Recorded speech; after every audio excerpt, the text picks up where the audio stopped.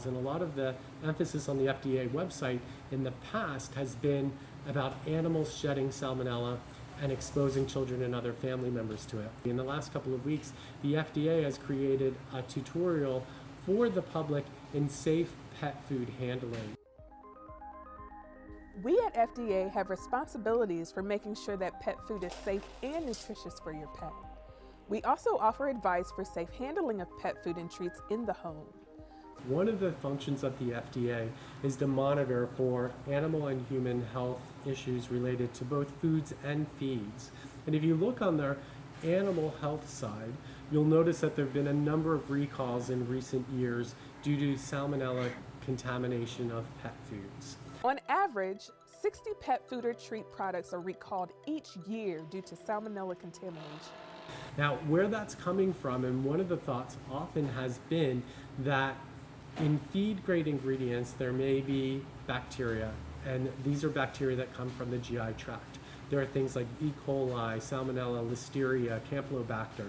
Those are all normal bacterial contents that sometimes can impact edible meats, particularly on the feed side. Human illness can be caused by contact with contaminated pet food or treats.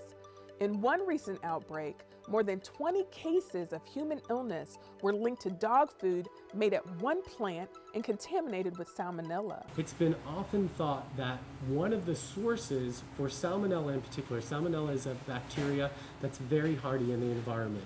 So once it's shed either from the food source or from an animal source, it can live on a countertop. It can live in a stainless steel dog bowl for a long period of time. Wash your hands after handling pet food. Wash bowls and utensils used for pet food with soap and warm water to remove harmful bacteria that may be present. Using utensils strictly for pet food is an extra precaution against the possible transfer of bacteria from pet food to human food. The evidence is now showing that not only is salmonella being shed from your animal a potential source of infection, but the pet food itself. The initial symptoms of illness caused by salmonella, nausea, diarrhea, and vomiting, are the same as with other types of foodborne illness. For most adults, the problem is an unpleasant nuisance or a few days in bed.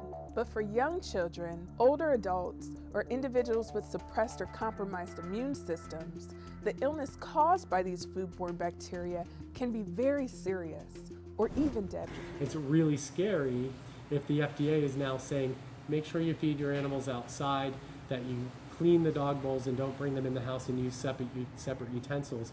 What that's saying to me as a veterinarian is that maybe these pet foods aren't as safe as we think they are. Maybe the bacterial content in commercially prepared foods that are cooked from feed-grade ingredients have higher bacterial content.